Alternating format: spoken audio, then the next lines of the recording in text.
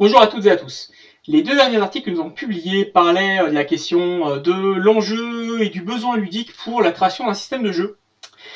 Et j'avais dit que nous allons clôturer tout ceci avec quelques exemples en fait, très concrets de comment ça peut être mis en place et est-ce que tout finalement est bien un enjeu réel dans toutes les situations. Les deux exemples que je voulais prendre en fait sont des choses qu'on retrouve dans beaucoup de systèmes de jeu qui se disent simulationnistes. Alors, en fait, dans beaucoup de systèmes de jeu qui essayent d'apporter beaucoup d'options et de réalisme aux situations. La question, en fait, à se poser en fait dans ces cas-là, c'est toujours se demander si on accomplit bien en fait l'objectif qu'on s'était donné, l'enjeu qu'on s'était donné derrière, de rendre le système plus précis, plus crédible et plus réaliste. Les deux exemples sont simples. C'est la problématique de la gestion de l'équipement et la problématique de la localisation des dommages. Deux points très précis qui sont souvent des choix d'auteurs de jeu, de se positionner sur ces deux solutions-là. On va commencer par parler de la localisation des dommages. Alors la localisation des dommages, qu'est-ce que c'est? C'est une mécanique qu'on retrouve dans beaucoup de jeux, en fait, qui permet, lorsque on est dans une situation de combat, de déterminer quel va être l'impact du coup. Alors, la première question qui se pose, c'est est-ce que c'est réellement utile et intéressant de fixer l'impact d'un coup? Je veux dire, un système auquel j'ai été beaucoup confronté à la localisation et où la localisation existe depuis le début et encore sur la prochaine édition qui va sortir là dans pas longtemps, c'est dans RunQuest. Dans RunQuest, dès qu'on fait une attaque, en fait, on lance un dé à 20 faces pour déterminer quel va être le point d'impact de l'attaque. Le système de jeu est basé sur le Basic Role-Playing System. Donc les personnages ont en moyenne 12-13 points de vie. Le problème, c'est que par localisation, par grande localisation, en fait, il y a 6 grandes localisations, l'abdomen, la tête, les jambes, les bras. Il va avoir jusqu'à 4 points de vie. Une arme moyenne va faire jusqu'à une moyenne de 7-8 points de dégâts. Alors, soyons clairs, la mort d'un personnage ne va pas être liée à la technique de l'attaque et à l'arme qu'on va utiliser. La plupart des armes, lorsqu'on va localiser la tête, vont être mortelles pour un personnage qui ne va pas porter de casque. C'est réaliste. La question qui se pose par rapport à ça, c'est est-ce que finalement, il y a un intérêt à calculer le dommage? Je veux dire, savoir que mon personnage a 3 points de vie à la tête, sachant que une dague va faire un D4 plus 1, plus mon bonus de force qui peut être d'un D4, déjà je fais 3 points de dégâts. Donc si jamais le personnage que j'affronte n'a pas de protection à la tête, si le joueur fait 20 ou 19 au contact, en fait, il faut faire 20 pour pouvoir toucher la tête, à distance faire 19 ou 20, bah, on est quasiment sûr que le personnage en face va trépasser. Voilà. C'est une question très importante. Donc ils ont voulu faire un système très gritty par rapport à ça. Un coup, souvent le personnage va trépasser. Un coup d'épée très puissant dans un membre, souvent se traduit par une amputation. C'est problématique. C'est problématique parce que ça veut dire qu'un combat à RunQuest, dès le moment où on va toucher, l'autre va être éliminé. C'est très problématique parce que ça veut dire qu'à RunQuest, dès le moment où mon personnage va commencer à manier une arme qui va permettre de mettre l'autre à distance, qui va pouvoir justement jouer de cet avantage et tenter de frapper l'adversaire à la tête, je suis quasiment persuadé que mon personnage va se tirer indemne en fait, de quasiment toutes les situations de combat. Mais ça reste intéressant dans le cadre du jeu. On est dans un jeu antique, on est dans un jeu où les combats sont brutaux. On est dans un jeu aussi où la magie a énormément de pouvoir, où un membre peut repousser. Donc ça reste cohérent, ça reste logique. Là où des questions commencent à se poser par rapport à cette mécanique de jeu, c'est quand elle a été transposée telle qu'elle dans Cthulhu 90. À l'époque, le système de localisation des dégâts a été transposé à l'appel de Cthulhu. Alors, à l'appel de Cthulhu, mon personnage a autant de points de vie. À l'appel de Cthulhu, il n'a pas forcément un casque en fer qui va lui permettre de se protéger contre un coup de masse. Par contre, il va peut-être prendre une balle de pistolet en pleine tête qui va le tuer net. Alors, on peut se dire, oui, mais dans l'appel de Cthulhu, c'est bien, ça va plus vite. Ouais, mais le système est déjà suffisamment mortel. Est-ce qu'il y a un intérêt à rendre le système plus mortel que ça? Parce que, je veux juste te dire, mais si j'applique les règles normales à l'appel de Cthulhu, Un combat contre une goule ou des zombies, je mise pas sur les joueurs. Voilà. On est dans une situation où peut-être que là, pour le coup, la localisation des dommages a alourdi la façon de jouer dans certains jeux et n'apporte rien.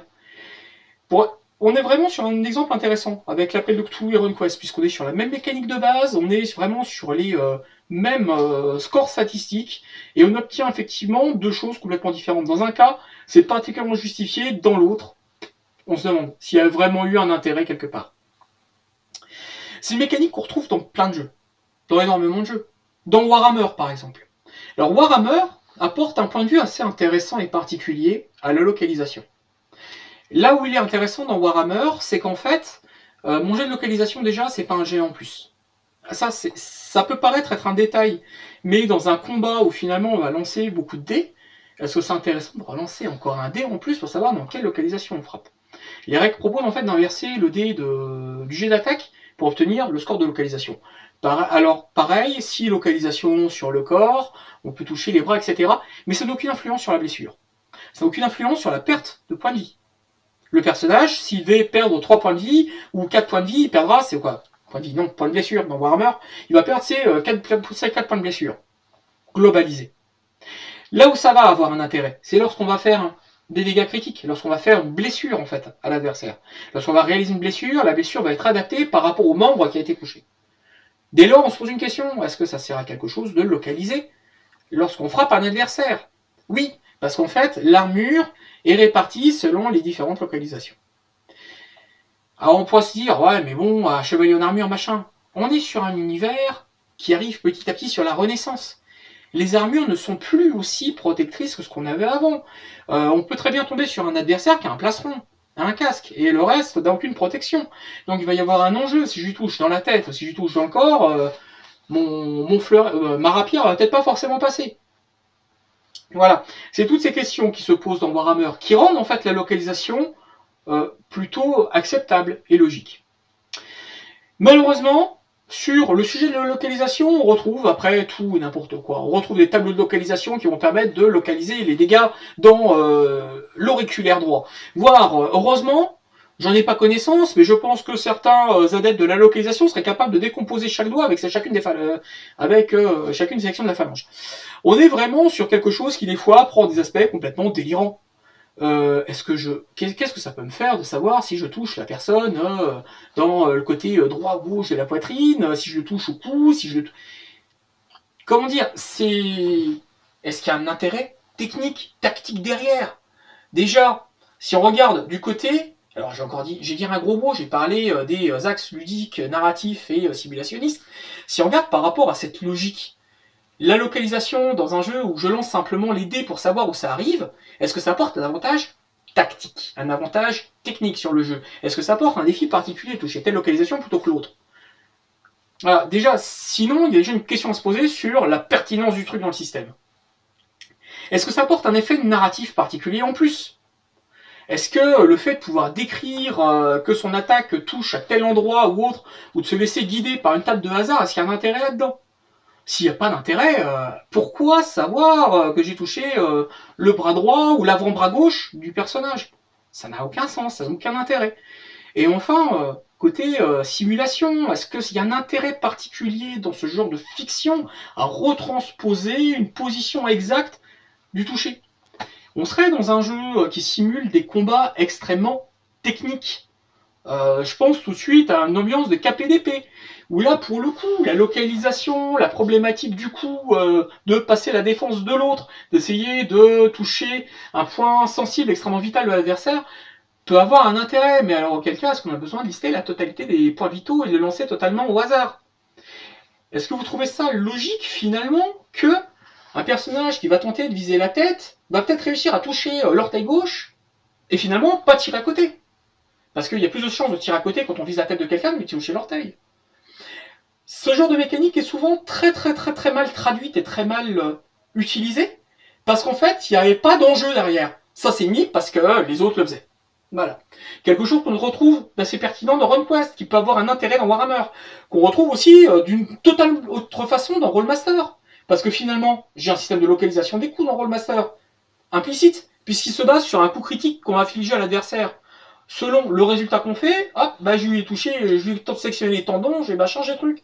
Finalement, d'un point de vue narratif, je décris en fait ce qui arrive, j'ai une traduction technique de ce qui est décrit, de la blessure qu'il a subie, et je pourrais décrire la blessure que le personnage a subie après avoir lu le coup critique qu'il a eu. Voilà. Là-dessus, c'est quelque chose d'extrêmement important, de bien penser que il faut qu'il y ait un intérêt. Et on se rend compte, dans des systèmes où il n'y a pas trop d'intérêt à avoir un système de localisation, que les gens l'utilisent pas.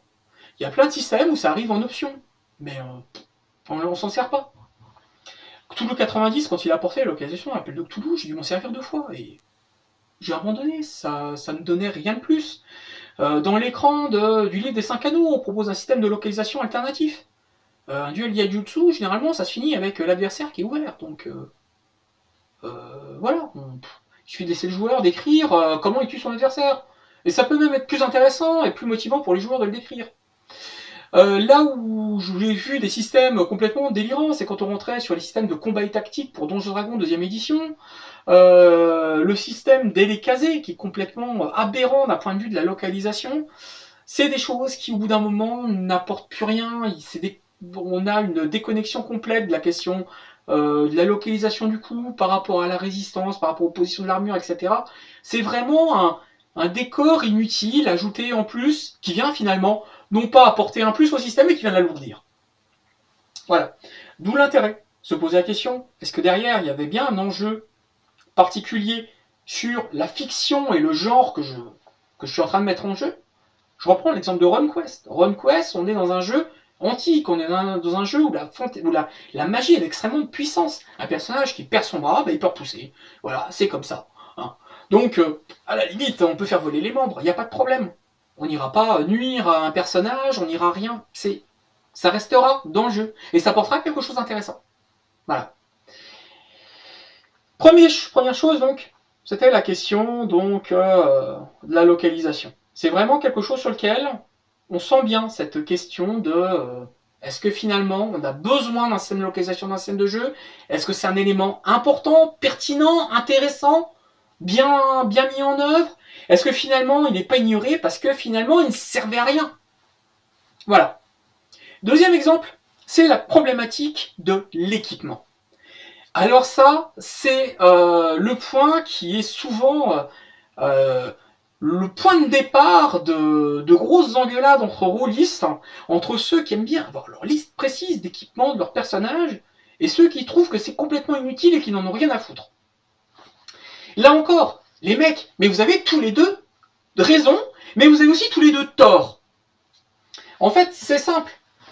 La problématique est encore une fois liée à un enjeu particulier dans le jeu. Franchement, on joue à un jeu moderne où mon personnage a un revenu, etc. J'en ai rien à foutre de savoir ce qu'il possède. On peut estimer ce qu'il possède. En plus, le personnage va pouvoir avoir accès à différentes ressources qui vont lui permettre justement d'acquérir et d'investir dans certains équipements sans avoir forcément les moyens à l'instant T. C'est le cas pour n'importe qui pour acheter sa voiture. Hein. Une voiture, on l'achète à crédit, une maison, on l'achète à crédit. Votre personnage, il fait pareil. Là où c'est intéressant, c'est de pouvoir estimer sa solvabilité, c'est de pouvoir estimer sa capacité à accéder à un crédit qui va lui permettre d'avoir ses ressources. Il y avait un point très intéressant dans le manuel des joueurs de l'appel de Cthulhu pour la 5e édition. L'appel de Cthulhu a un système où on définissait le revenu du personnage, on savait combien il avait. C'est bien, alors est-ce qu'il a une maison, est-ce que machin. Le manuel des joueurs apportait une logique de classe sociale selon les professions, avec un certain niveau de vie. Et c'était le niveau de vie en fait qui était plus intéressant que l'équipement possédé par le personnage. On savait s'il avait une voiture, et s'il avait une voiture, quel genre de voiture il avait. On savait qu'un personnage de la classe moyenne plutôt défavorisée allait peut-être avoir une voiture d'occasion qui marchait, qui était un peu capricieuse, etc. Avec un modèle un peu plus ancien, la vieille Ford T sur laquelle il fallait insister sur la manivelle pour la faire démarrer. Alors que le personnage, un acteur ou autre qui était d'une classe relativement aisée, avait peut-être une voiture européenne qui était importée, une Rolls ou une Hispano-Suiza ou ce genre de voiture. C'est là où c'était intéressant parce qu'en fait, il revenait sur une logique qui était très présente à l'époque d'être exhaustif sur le matériel possédé. Et là, on était sur quelque chose où on n'était plus exhaustif. On disait, ben voilà, votre personnage, il a à peu près ça. Et selon les catégories sociales, sur les métiers, le score de crédit était différent pour le personnage. Et en fait, on pouvait utiliser ce score de crédit pour estimer si le personnage pouvait avoir tel ou tel matériel, tel ou tel équipement. Voilà. C'est quelque chose d'assez important. À partir de là, on commence à se poser la question de mais est-ce que j'ai besoin de connaître tout l'équipement que je possède? Eh bien, dans un sens, oui. Ça peut être intéressant. Rêve de dragon, mon personnage erre dans un rêve. Ses possessions qu'il stocke, etc., ben, il ne stocke pas, on ne sait pas où elles sont. Ce qui est intéressant, c'est savoir ce qu'il a sur lui. Mais d'une aventure à l'autre, ça peut être complètement remis en cause. Il peut sortir d'un gris rêve entièrement nu avec un pagne et un coutelas. On ne sait pas. Donc la question de détailler la totalité de l'équipement n'est pas forcément intéressante. Par contre, en cours de partie, oui, ça peut être intéressant. Je pense aussi à des jeux post-apocalyptiques. Si je prends la différence entre un jeu futuriste comme Cyberpunk, où là on va avoir un intérêt de savoir exactement quels sont les implants cybernétiques dont possède le personnage, quels sont les équipements relativement chers qu'il possède, et pour le reste, bah, on va estimer qu'il est capable d'aller bouffer et autres. Parce que voilà, tout Shadowrunner qui soit, il fait quelques runs de temps en temps, et ça lui rapporte un revenu suffisant pour qu'il puisse se nourrir, pour qu'il puisse vivre normalement. Et voilà, avoir un rythme de vie qui correspond au niveau social du personnage. Après, les équipements relativement importants, on sait qui les a, on sait que ça va être une source nécessaire de renouvellement au bout d'un moment, etc. Ça, c'est une chose. Donc, il y a une partie de l'équipement qui est intéressant, une partie, je m'en fous un peu parce qu'il a. Mais si je transpose un jeu post-apocalyptique, c'est complètement différent. Quand un personnage à vermine possède quelque chose, c'est important. Il n'y a plus rien. On est dans un monde où il n'y a plus rien, où on ne peut rien acheter, c'est ce qu'on a trouvé, c'est ce qui est disponible, qu'on a emmagasiné, ce qu'on possède, qui va avoir une importance. Être exhaustif sur l'équipement d'un jeu post-apocalyptique a beaucoup plus d'intérêt qu'être exhaustif dans un jeu où le personnage peut avoir accès à des ressources. Parce que ces ressources sont uniques. Ces ressources, en plus, il y tient. Potentiellement, ces ressources peuvent même être l'objet d'une aventure bien particulière, où quelqu'un va être intéressé par ses ressources et va venir essayer de lui piquer. Voilà, c'est quelque chose d'assez important. Là, pour le coup, on va avoir un intérêt à distinguer très précisément le matériel du personnage. On retrouve ça dans un vieux jeu des années 80 qui s'appelait The Morrow Project. Un jeu où on jouait en fait une unité qui a été constituée par le gouvernement américain pour pouvoir reconstruire la civilisation après un apocalypse nucléaire. Sauf que apocalypse nucléaire, il y a, mais la base centrale qui est censée réveiller tout le monde n'existe plus et on se réveille avec 150 ans, 300 ans, je sais plus, beaucoup d'années de retard. Et donc là, pour le coup, l'équipement de base du personnage est super important parce qu'on sait qu'on va partir avec ce niveau de ressources et qu'on va faire que le perdre. Ah oui, c'est un jeu où c'est important de compter les munitions, c'est un jeu où c'est important de compter les ressources, c'est un jeu où c'est important de compter les rations. Parce que le personnage, tant qu'il n'a pas exploré la zone qui est autour de la base dans laquelle il se réveille, bah il sait pas s'il va pouvoir bouffer. C'est quand même con. Mais si le personnage se réveille en plein désert et qu'il se dit ouais, j'ai resté dans ma base, ah bah il va tenir 20 jours. Et puis après, il est mort. Voilà, parce qu'il pourra pas bouffer plus longtemps. C'est assez intéressant de se dire que un univers post-apocalyptique va redonner une importance à l'équipement et au matériel. Importance qu'on n'a pas forcément dans d'autres univers. Je m'en fiche complètement de savoir quels sont les équipements disponibles de mes personnages quand on joue à Feng Shui, quand on joue à des jeux tels que Star Wars ou autres, parce que je sais que mes personnages vont pouvoir avoir accès à tout un tas de choses. Ils ont des ressources, ils ont des moyens. Y compris des jeux médiévaux fantastiques. Parce que c'est intéressant de savoir que mon aventurier a une corde de 20 mètres. Je veux pas être méchant, mais le mec qui part à l'aventure sans une corde, sans un grappin, sans une tente, sans quoi que ce soit pour survivre dehors, mais c'est pas du premier monstre qu'il va croiser qui va mourir. Il va mourir bêtement dans la nature, s'il a rien. S'il est parti avec juste son épée et son armure. Mais le gars, il va mourir dans la nature. C'est quelque chose qu'on retrouve dans le jeu L'Anneau Unique. Dans L'Anneau Unique, le personnage a un matériel qui s'appelle équipement de voyage, qui en plus est moins lourd en été qu'en hiver. C'est ça qui est intéressant, c'est qu'on va pas demander au personnage est-ce que ton personnage était suffisamment intelligent pour penser à prendre une putain de couette pour aller dehors. C'est un détail, mais je trouve ça complètement stupide qu'on se retrouve des fois dans des aventures où le MJ ah oui mais vous n'avez pas de corde. Ah mais qui est assez stupide pour aller explorer un donjon souterrain sans prendre de corde? Qui est assez stupide pour aller se promener dans la nature sans avoir pris de quoi tailler des branches? C'est des petits détails, mais voilà, c'est des choses que on n'a pas le réflexe, nous, humains de l'époque moderne, qui n'avons pas cette problématique de devoir survivre dans la nature, mais qu'un personnage aventurier au Moyen-Âge aurait. Là, voilà, est-ce qu'il y a un enjeu à connaître l'équipement exact d'un personnage dans l'univers de Tolkien? Non. On sait de quoi il a besoin. Et ce qu'il a besoin est partagé sur le besoin de tous les autres aventuriers qu'on va croiser. D'où le fait de équipement de voyage.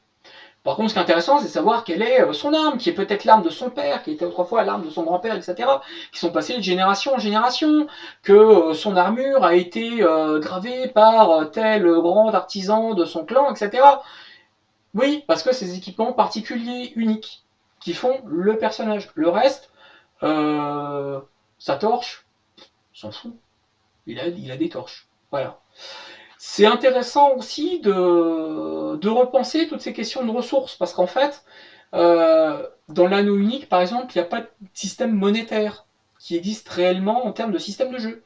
Il y a un système qui parle de points de trésor, qui permet de faire vivre sa communauté, en fait. Dans d'autres jeux, il n'y a pas. Donc dans d'autres jeux, on va peut-être se poser les questions de récupération de ressources pour continuer à survivre. Dans Yutama, par exemple, l'équipement est géré de façon très simple. On va parler de rations, on va compter le nombre de rations dont dispose la troupe pour pouvoir s'arrêter à chaque repas. Une chose qui est assez bien pensée, par exemple, en termes de logique et de traduction de cette problématique, c'est la gestion des munitions dans Dungeon World. Oui, un archer a toujours des flèches sur lui.